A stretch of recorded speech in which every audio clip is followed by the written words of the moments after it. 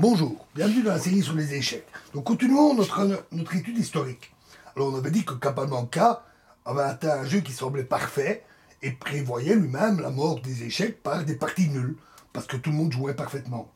Mais si la légende Capablanca ne fut pas de longue durée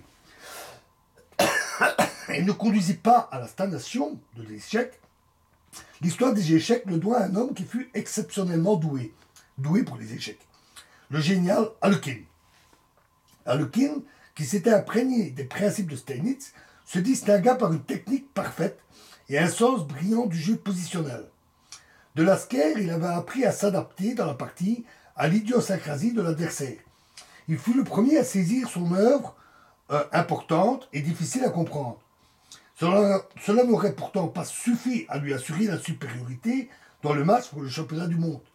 Alekhine disposait d'une extraordinaire force de représentation et d'un pouvoir combinatoire invraisemblable.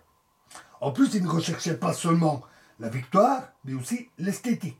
Il n'évitait aucun risque, avait une propension pour le combat compliqué à couteau tiré, où non seulement le don combinatoire, mais également l'intuition pouvaient donner leur pleine mesure. Il parvenait à découvrir dans les parties des choses qui confinent au métaphysique, des choses qui se situent hors des frontières de principes connus, et presque inaccessibles au jugement d'un esprit humain normal. Les connaissances acquises ou l'expérience n'y suffisaient pas. Il fallait pour cela une énorme force créatrice. Alekhine était un véritable artiste des échecs, qui renoua avec la tradition de Chigorin. En 1927, il vainquit Capablanca dans un combat historique pour le championnat du monde.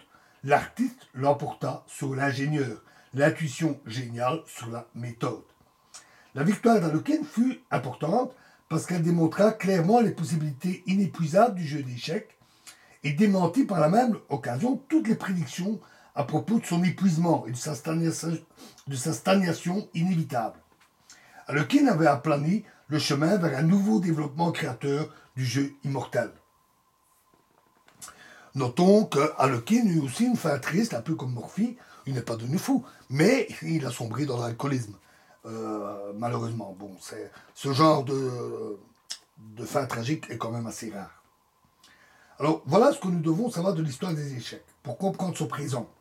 Si l'appréciation de chaque courant de la stratégie fut généralement limitée à un ou quelques représentants, cela ne signifie nullement que le développement des échecs ne fut l'œuvre que de quelques joueurs. Dans chaque période, il y eut des maîtres et des théoriciens qui s'y appliquèrent activement.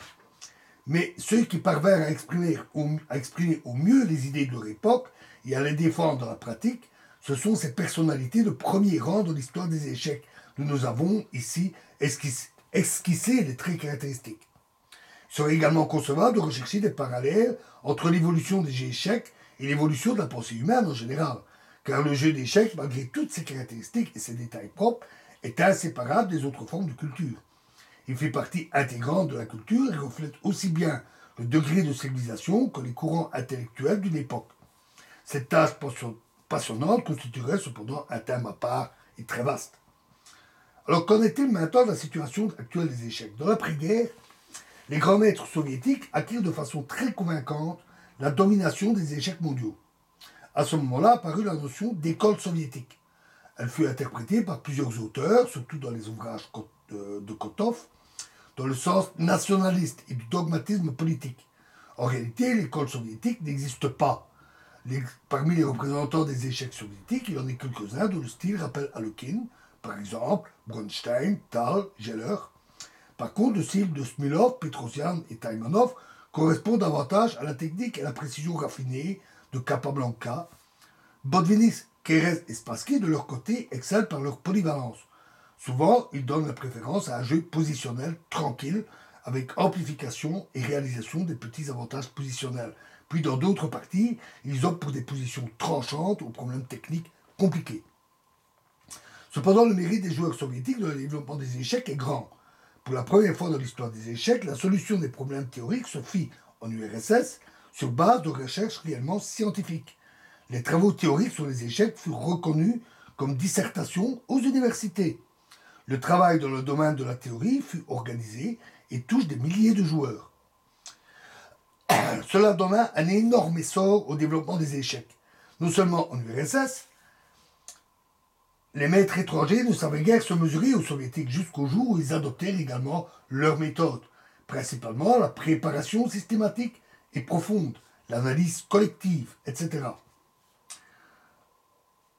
Ensuite, un nouveau phénomène est apparu, c'est l'ex-champion du monde, Fischer. Pour l'instant, on sait qu'après avoir obtenu être devenu champion du monde, il s'est retiré des échecs.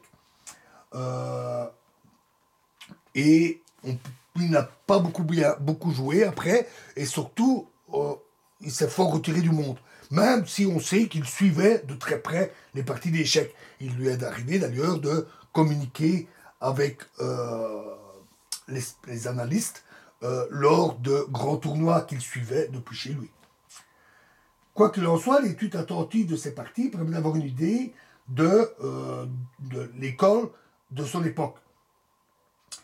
Fischer dominait la technique du jeu et avait une vue d'ensemble aussi rapide que ce fut le cas de Capablanca. Pourtant, il n'évitait pas les positions tranchantes que Capablanca fouillait toujours. Comme Lasker, Fischer tenait compte dans son jeu des limites de son adversaire. Souvent, il prenait de grands risques parce qu'il savait que sans cela, les parties d'un jour ne peuvent plus être gagnées. Du moins à un niveau de grand maître. Par rapport à l'époque de Capablanca, la technique du jeu des grands maîtres et des maîtres fut perfectionnée de façon incomparable. Par conséquent, son style peut sans doute être considéré le mieux comme une synthèse de celui de Capablanca et Lasker. En même temps, Fischer était dans le domaine des échecs une preuve de ce dont l'esprit humain hautement spécialisé est capable. Fischer entama son étude approfondie des échecs en analysant pendant des années les parties de ses prédécesseurs et en tirant profit. C'est exactement ce qu'il convient de faire.